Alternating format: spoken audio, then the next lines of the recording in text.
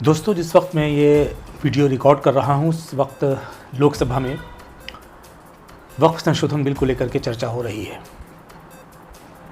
लेकिन इस वक्त मेरे जहन में कई तरीके के सवाल गूंज रहे हैं। दो बड़े अहम सवाल हैं। एक तो चंद्रबाबू नायडू को लेकर के सवाल है और एक नीतीश कुमार को लेकर के सवाल है।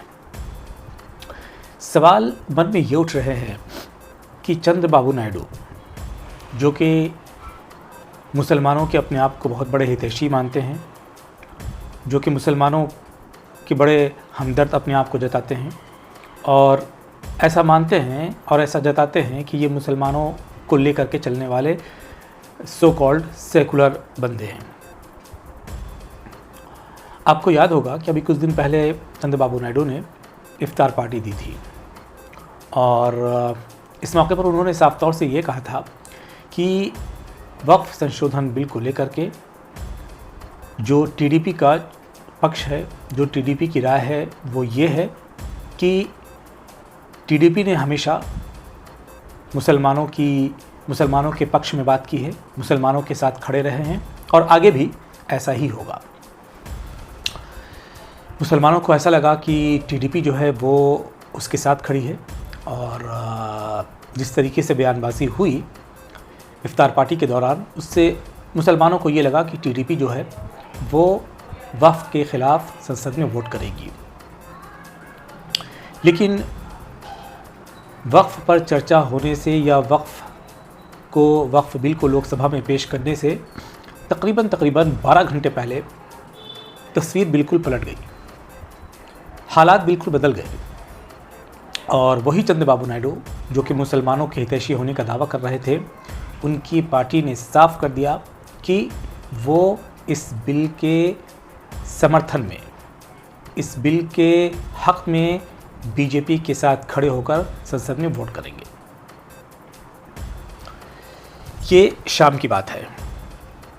2 अप्रैल को लोकसभा में वक्फ विधेयक पर चर्चा हो रही है जिस वक्त ये वीडियो रिकॉर्ड हो रहा है और 1 अप्रैल के शाम तक ये तस्वीर क्लियर हो गई कि टीडीपी जो है, चंद्रबाबू नायडू जो है, वो वक्फ बिल का समर्थन करेंगे और बीजेपी के साथ खड़े रहेंगे।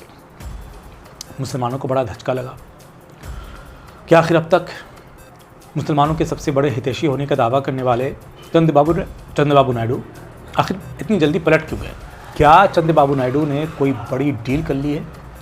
क्या चंद्रबाबू नायडू को डराया गया है?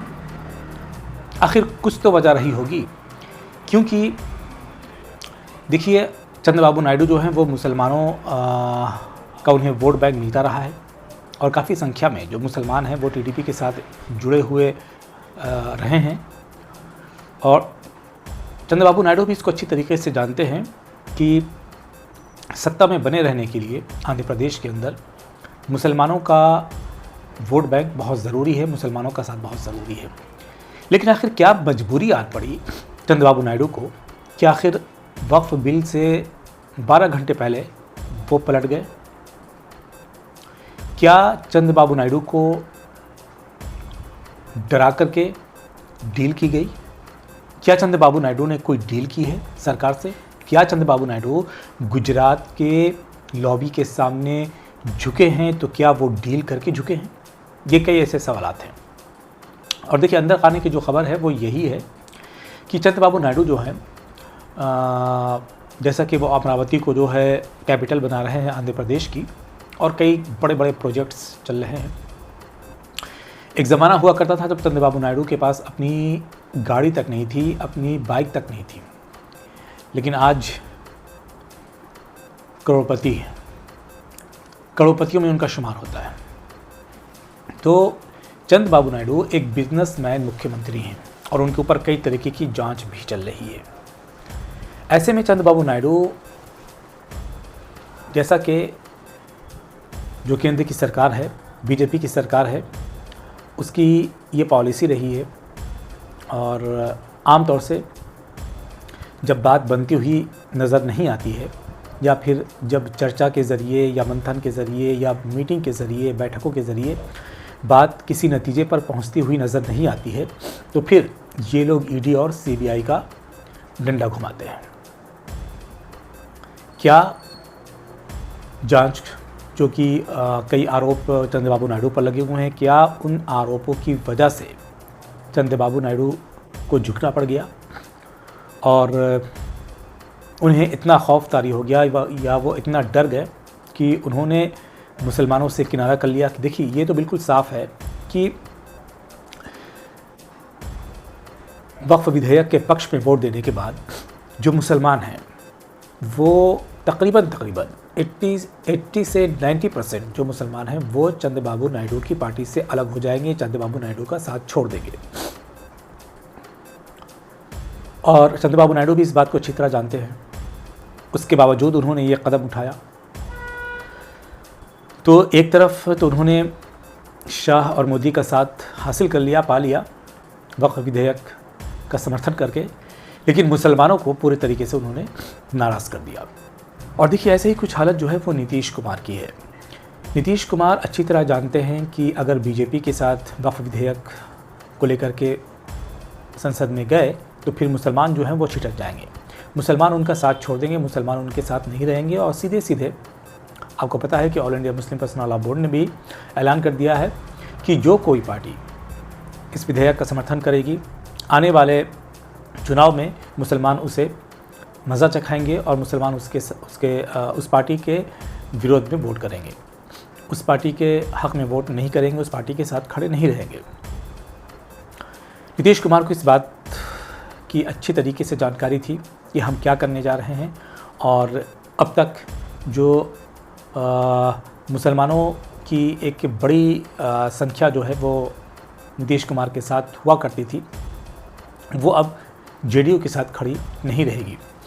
देखिए, बीजेपी ने एक तीर से दो निशाना खेल लिया है। एक तरफ तो नीतीश कुमार को अपने पाले में करके मुसलमानों को नाराज़ कर दिया नीतीश कुमार से, और दूसरी तरफ बिहार में अपना रास्ता जो है वो साफ कर लिया। आपको पता है कि बिहार में इसी साल के आखिर में नवंबर में विधानसभा का चुनाव होने वाला है, और बीजेपी अच्छी तरीके से जानती है कि अगर मुसलमान जो हैं वो नीतीश कुमार से अलग हो गए, छिटक गए, तो फिर नीतीश कुमार की क्या हालत होगी वो बताने के काबिल नहीं है। और नीतीश कुमार भी इस बात को अच्छी तरह समझते थे और इसीलिए उन्होंने आखिर तक अपना पत्ता नहीं खोला। लेकिन जाहिर सी बात है कि कुछ तो मजबूरियां रही होंगी। आपको भी पता है कि नीतीश कुमार पर कई तरीके के मामले चल रहे हैं और सीबीआई और ईडी का जो डंडा है वो कभी भी घूम सकता है, जो केंद्र सरकार है वो घुमा सकती है। तो कहीं ना कहीं कोई ना कोई डील तो ज़रूर हुई होगी, और ऐसे में नीतीश कुमार ने बीजेपी का साथ दिया। नीतीश कुमार ने अमित शाह और मोदी के सामने वो झुक गए और वक्फ विधेयक के हक़ में उन्होंने वोट किया। लेकिन बीजेपी ने बहुत बड़ी चाल चली है नीतीश कुमार के साथ। बीजेपी ने ये चाल चली है कि एक तरफ तो मुसलमानों के वोट बैंक को नीतीश से काट दिया, मुसलमान जो हैं नीतीश कुमार से दूर हो गए, जो कि अच्छा खासा वोट बैंक थे नीतीश कुमार के, और इसका जो फ़ायदा है वो बीजेपी आने वाले विधानसभा चुनाव में उठाएगी। और आने वाले विधानसभा चुनाव में नीतीश कुमार को इस बात का एहसास हो जाएगा कि वक्फ विधेयक बिल को लेकर के उन्होंने बीजेपी का साथ देकर के कितनी बड़ी गलती की है।